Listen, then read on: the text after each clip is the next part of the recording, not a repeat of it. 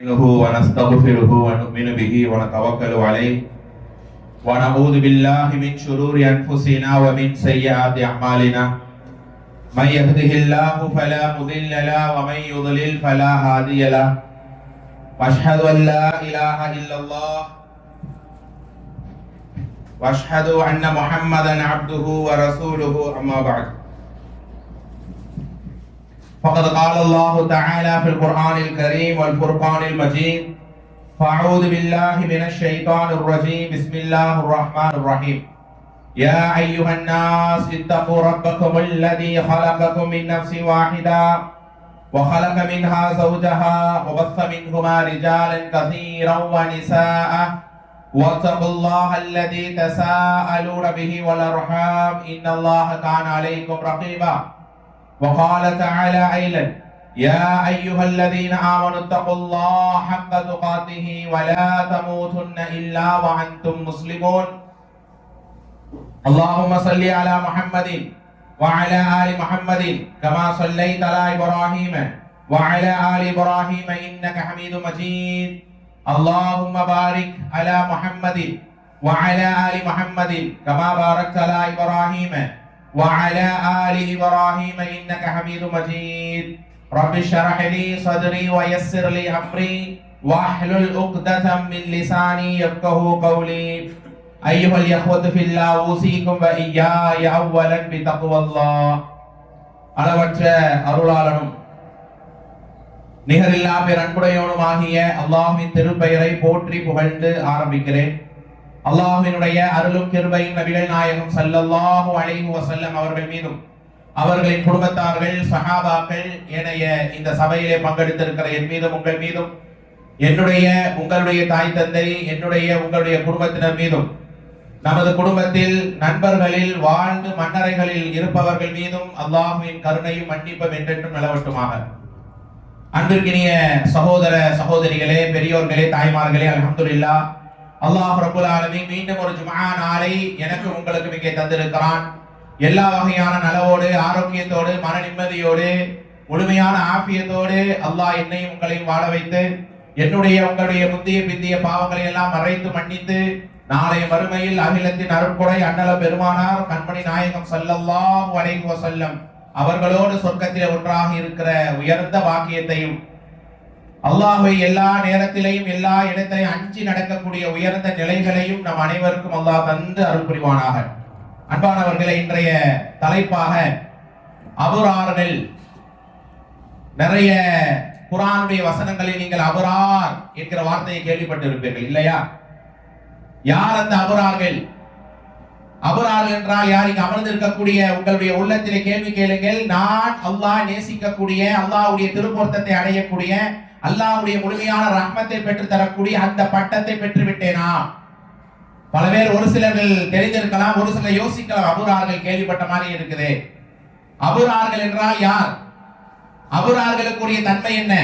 அபரார்களாக வாழக்கூடியவர்களுக்கான அல்லாஹ் வழங்கக்கூடிய அருளும் சிறப்பும் மரியாதைகளும் என்ன என்பதை கண்டிப்பாக முதலில் எனக்கும் பிறகு உங்களுக்கும் நான் சொல்லிக்கொள்ள கடமைப்பட்டு இருக்கிறேன். ஆக உச்சகட்ட நல்லவர் அவர்தான் அபரார். என்னென்னவெல்லாம் நன்மைகள் இருக்குமோ, என்னென்னவெல்லாம் அல்லாஹ்வுக்கு பொருத்தமான காரியங்கள் இருக்குமோ, எதை செய்தால் அல்லாஹ் சொர்க்கத்தில் நுழைவிப்பானோ அப்படியான எல்லா நல்லறங்களையும் நல்ல விதமாக நிறைவாக செய்யக்கூடியவர் தான் அபரார். பிர்னா என்னங்க? பிர் என்றால் நன்மைகள். அந்த நன்மைகளை நிறைவாக செய்யக்கூடிய ஒரு மனிதனுக்கு அல்லாஹ் வழங்கக்கூடிய பட்டம் தான் அபரார். உதாரணத்துக்கு குர்ஆனை எடுத்து பார்க்கலாம். நல்லடியார்களை, அல்லாஹ்வுக்கு நேசமானவர்கள் அல்லாஹ் இப்படி எல்லாம் அழைக்கிறான். சாலிஹீன் நல்லவர்கள் என்பதாக அல்லாஹ் அழைக்கிறான். ஹாஷிஈன் பயபக்தி உள்ள மக்கள் என்று அல்லாஹ் அழைக்கிறான். முஃமினீன் முத்தகீன் முஸ்லிமீன் போன்ற பல பெயர்களை கொண்டு அல்லாஹ் மூமின்களை அழைக்கிறான். ஆனால் இந்த எல்லா பெயரையுமே ஒரே வார்த்தைக்குள்ள கொண்டு வருவதுதான் அபரார்.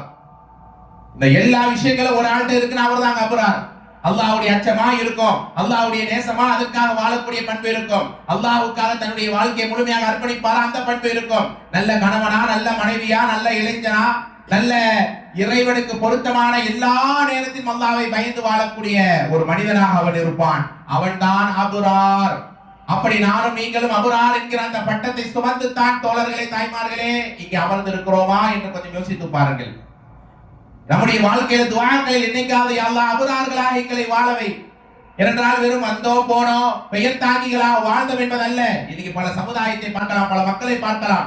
அல்லாஹ் படைத்த நோக்கத்தையே மறந்து அலட்சியமாக வாழ்கிறார்கள். அல்லாஹ் குர்ஆன்ல கேட்பானா இல்லையா? 23வது அத்தியாயம் 115வது வசனம். குர்ஆனுடைய வசன எண்களை எல்லாம் கொஞ்சம் புரட்டி பாருங்கள் தோழர்களே, தாய்மார்களே. அல்லாஹ் என்ன கேட்கிறான்? அஃபஹஸிபுதும் அன்னமா ஹலக்னாகும் அபஸா. மக்களே, நாம் உங்களை வீணாக விளையாட்டாக தேவையில்லாமல் படைத்தோம் என்று எண்ணிக்கொண்டிருக்கிறீர்களா? வஅன்னகும் இலைனா லா துர்ஜஊன். மீண்டும் என் பக்கம் வரமாட்டோம் நீங்க நினைக்கிறீங்களா? பேசுற நானும் கேட்கிற நீங்களும் நான் முழுமையான அபரார். நபிமார்களும் நல்லோர்களும் சாலிஹீன்களும் சஹாபாக்களும் எந்தெந்த இடத்தை எல்லாம் பெற்றார்களோ அந்த இடத்தில் தான் நான் இருக்கிறேன், நீங்க இருக்கிறீங்க என்று சொல்லிக் கொள்ள முடியுமா? அல்லாஹ்விடம் மன்றாடுகிறீர்களே, அல்லாஹ் நான் இன்னும் சரியான தொழுகையாளி ஆகணும், நல்ல மார்க்க இல்முள்ளவனாக இருக்கணும், பொறுமையாளியாக இருக்கணும், தனிமையில உன்னை அஞ்ச வேண்டும் யா அல்லாஹ், மார்க்க கடமைகளை பேண வேண்டும் யா அல்லாஹ். எங்கள் ஹபீப் அல்லாஹ்வுடைய தூதர் ஸல்லல்லாஹு அலைஹி வஸல்லம் சுன்னத்துகளை சரியாக நாங்கள் கடைபிடிக்க வேண்டும் ரச்சஹா என்றெல்லாம் அல்லாஹ்விடம் கேட்கத்தானே செய்கிறோம் தோழர்களே, தாய்மார்களே. அப்ப நாம் என்றைக்கு அபரார்களாக மாறப் போகிறோம்? எத்தனை படிப்பினைகள் அல்லாஹ் தந்தாலும், எத்தனை சோதனைகளை தந்தாலும் அலட்சியமாகவே நாங்கள் வாழ்றோம் என்றால் நிச்சயம் அவர்கள் அபரார்கள் கிடையாது. இந்த உரையை கேட்டு முடிக்கும் போது நானும் நீங்களும் அல்லாஹ்விடம் காதலி ஆள வேண்டும். ரஹ்மானே, எங்களை அபரார்களாக வாழவை, அபரார்களோடு எங்களை மௌத்தாக்கி யா அல்லாஹ். குர்ஆனிலே பார் ஒரு 5 வசனம் இந்த அபரார்களுக்கு தரக்கூடிய மதிப்பை அல்லாஹ் இப்படி எல்லாம் சிறப்பிக்கிறான் தெரியுமா? இந்த 5 வசனங்களையும் நேரம் கிடைக்கும் போது படித்து பாருங்கள் தோழர்களே. முதலாவது வசனம் 3வது அத்தியாயம் 193வது வசனம். நபிமார்களுக்கே அல்லாஹ் துஆ செய்ய இப்படி படிக்கிறான். ரப்பனா இன்னனா சமிஅனா முனாதியன் யுனாதி லில் ஈமான் அன் ஆமினு பிரப்பிக்கும் ஃபஆமன்னா ஃபக்ஃபிர் லனா துனூபனா வகஃபிர் அன்னா ஸய்யாத்தினா வதவஃபனா மஅல் அப்ரார். எங்கள் பாவங்களை மறைத்து மன்னித்து எங்களுக்கு உயர்வை தந்து ஈமானால் உள்ள நலவை தந்து இறைவா. கடைசியாக கேட்கிறாங்க, அபரார்களோடு யா அல்லாஹ் எங்களை மௌத்தாக்கி விடு. அப்ப அந்த அபராருடைய ஸ்டேட்டஸ் எப்படி இருக்கும்? அந்த அபரார்களுக்கு அல்லாஹ் தரக்கூடிய மரியாதை என்ன? நாங்க அபராரா வாழ்வது எவ்வளவு பெரிய சிறப்போ அதே மாதிரி அபரார்களோடு யா அல்லாஹ் எங்களை மௌத்தாக்கி கேட்கிறோம் என்றால் அந்த இடத்தை, அந்த உயர்வை சாதாரணமாக பெற்றுவிட முடியாது. வாரத்தில் ஒரு நாள் பள்ளிக்கு வருவேன் அல்லது குர்ஆன் ஹதீஸை எப்பவாவது புரட்டி பார்ப்பேன், ஹலால் ஹராமுடைய பேணுதல் கிடையாது. இப்படி எல்லாம் அலட்சியமா வாழக்கூடிய பெயர் தாங்கி மக்கள் இருக்கிறார்களே, பெயருக்கு முஸ்லிம், இவர்கள் அபரார்களா? அல்லாஹ் என்கிற வார்த்தையை கேட்டாலே உள்ளம் நடுங்குகிறார்களே, அவன் தான் அபரார். குர்ஆனுடைய ஆயத்தை கேட்டாலே மனசெல்லாம் பதறுகிறதே, அவன் அபரார். சூரா அன்ஃபால் 8வது அத்தியாயத்துடைய 2வது வசனம். வாரம் பயான் கேட்கிறோம், அப்பப்ப யூடியூப்ல கேட்கிறோம், தெரிஞ்ச இடத்துக்கு பயான் போய் கேட்கிறோம். ஆனால் எத்தனை ஆயத்துக்களை கேட்கிறோம்? நீங்கள் அபரார்களாக இருந்தால், அல்லாஹ்வுடைய முழுமையான ஆக நெருக்கமான இடத்தை பெற்றிருந்தால் தோழர்களே, தாய்மார்களே, அல்லாஹ் சொல்கிறான் யார் அபரார் தெரியுமா? 8வது அத்தியாயத்துடைய 2வது வசனம். ஈமான் பலகீனமாகும் போதெல்லாம் நீங்கள் படித்து பார்க்க வேண்டிய வசனம். இன்னமல் முஃமினூன அல்லதீன இதா துக்கிரல்லாஹ் வஜிலத் குலூபுஹும். அல்லாஹ் என்கிற பெயரை கேட்டால் அவர்கள் உள்ளங்கள் நடுங்குகிறார். அல்லாஹ் வைதா துலியத் அலைஹிம் ஆயாத்துஹு. அல்லாஹ்வுடைய வேத வசனங்கள் ஓதி காண்பிக்கப்பட்டால், இந்த வசனத்தின்படி நான் நடக்கலையே, இந்த வசனம் என்ன மாத்தலையே என்ற அந்த வசனத்தால் அவன் ஈமான் அதிகமாகும், அவன் தான் அபரார். அப்ப என்னுடைய வாழ்க்கையில் அந்த அபரார்களுக்குரிய தன்மையை நாம் பெற்றால் அல்லாஹ் சொல்லி காட்ட நீ தான் உயர்ந்தவன். அப்படிப்பட்ட அபரார்களோடு மரணிக்க வேண்டும் என்றால் அந்த இடத்தினுடைய மாண்பை கொஞ்சம் விளங்குங்கள் தோழர்களே. 2வது வசனம் 76 5வது வசனம். இன்னல் அபரார யஷ்ரபூன மின் காசின் கான மிஸாஜுஹா கஃபூரா. குர்ஆனிலே அடிக்கடி சூரா தஹர் ஓதுவோம் இல்லையா? அல்லாஹ் சொல்லுகிறான் அந்த அபரார்கள் சொர்க்கத்தில் எப்படி எல்லாம் இருப்பார்கள் தெரியுமா? அப்படியே குதூகலமான சந்தோஷமான இடத்தில் இருப்பார்கள். சொர்க்கத்திலே பல தரஜாக்கள் உண்டுதானே தோழர்களே, தாய்மார்களே.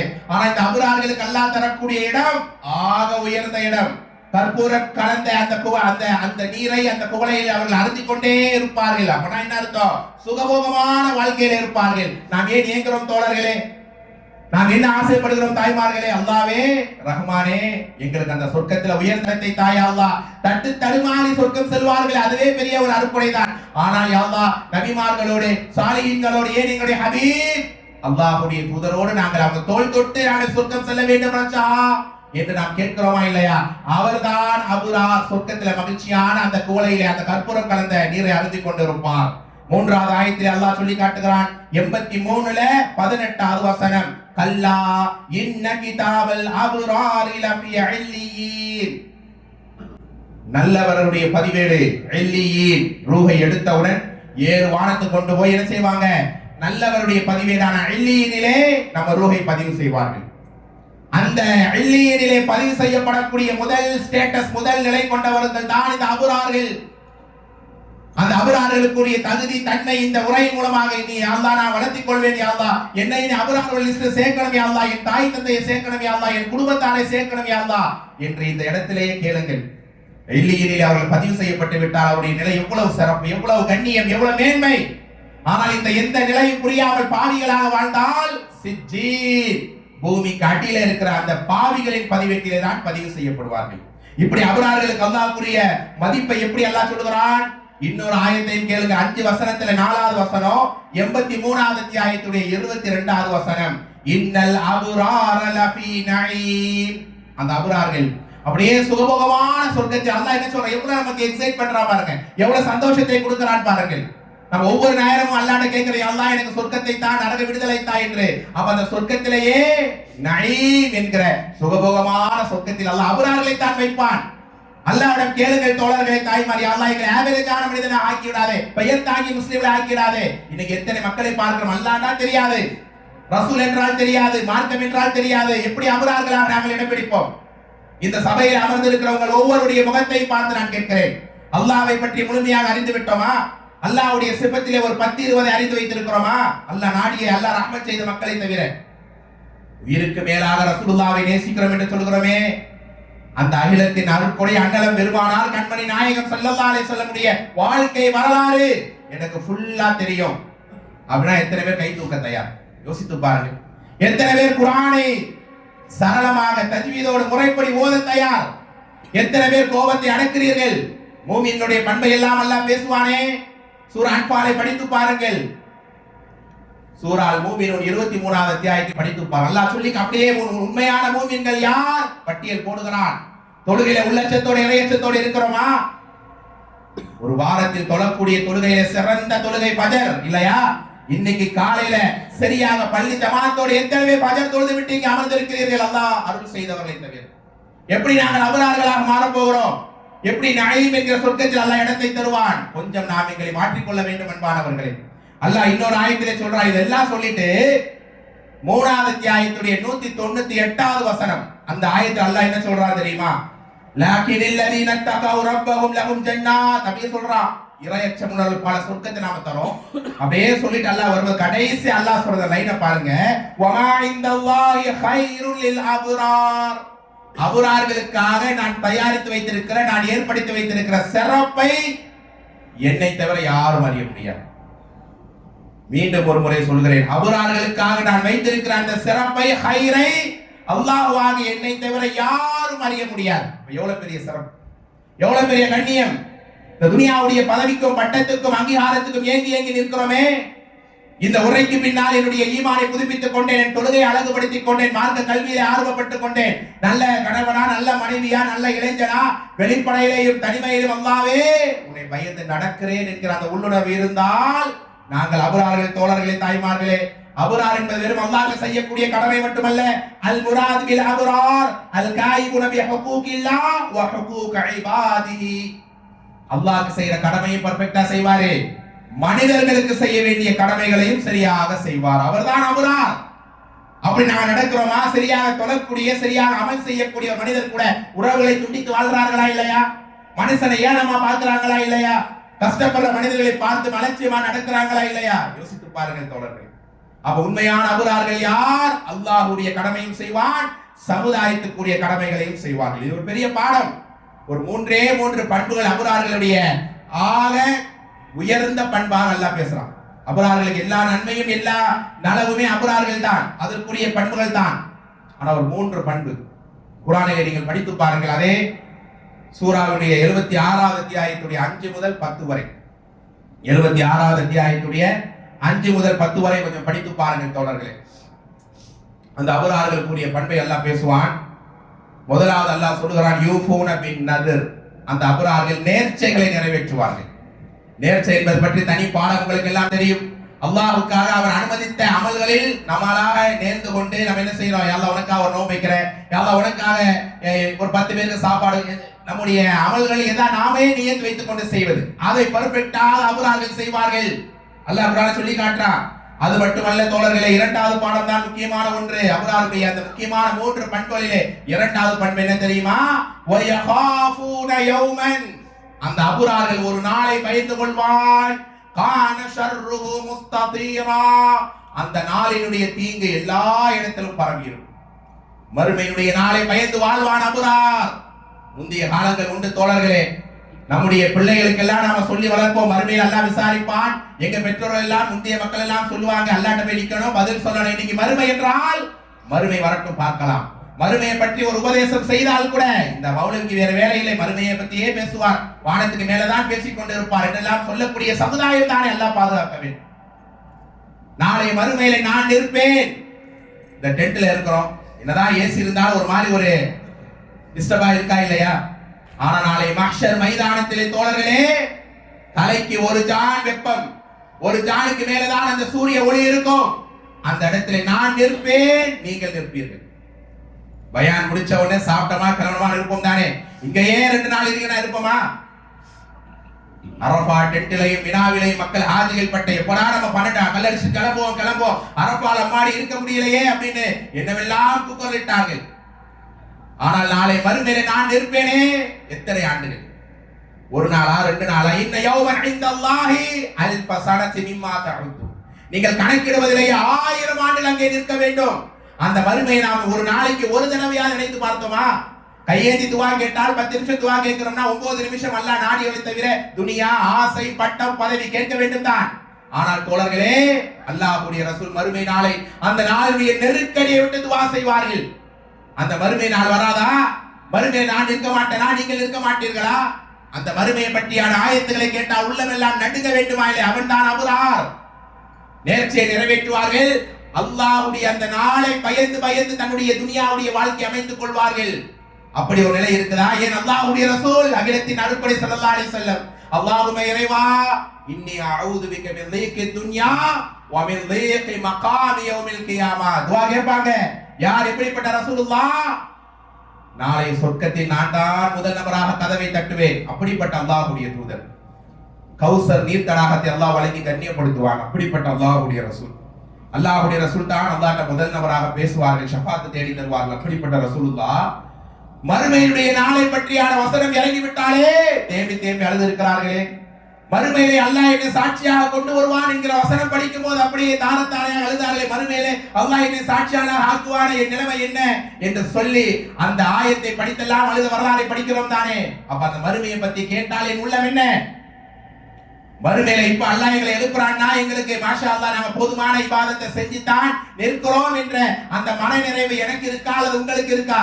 கொஞ்சமாவது உங்கள் உள்ளங்களை கேளுங்கள் தோழர்களே. தலையை தொங்க போட்டு கேட்க வேண்டிய உரை அல்ல, ஈமானால் உள்ளத்தால் கேட்க வேண்டிய உரை இது.